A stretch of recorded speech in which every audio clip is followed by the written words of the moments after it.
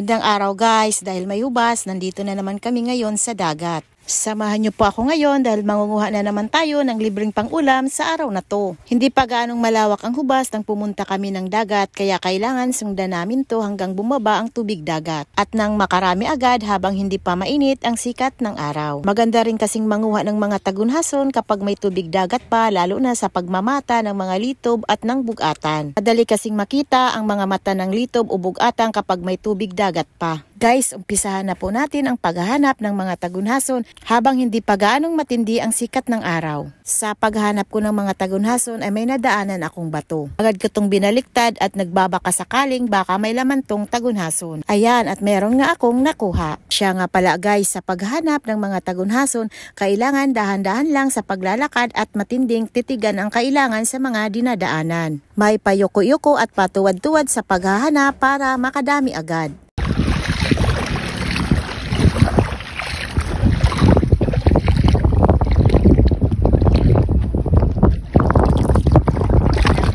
Sa patuloy na paghanap ko ng mga tagunhason ay nakakita ako ng isang sahang. Sa bandang unahan ay nakakita naman ako ng isang tagunhason na nakalublob lang sa buhanginan. Ito ay ang manok-manok. Sa paghanap pa rin namin guys ng mga tagunhason ay may nakita kaming guso. Agad ko tong dinampot dahil ang dami nito at ang lalaki pa. Natatakam agad ako nang makita ko to. Ang sarap kasi nitong gawing ensalada o di kaya'y kinilaw. Nakakita naman ako ng dalawang sikad at magkatabi pa. Ayan guys oh. Sa paghanap ko pa guys ay nakakita naman ulit ako ng dalawang paitan at magkatabi rin. Isa, and then dalawa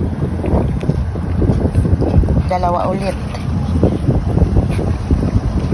Habang naglalakad may nakita akong alimasag at ito ay nakabaon sa buhanginan. Huhulihin ko na sana to guys, kaya lang lumalaban ang alimasag na to, kaya ang ginawa ko ay dahan-dahan ko tong hinuhuli at ingat na ingat para hindi makagat.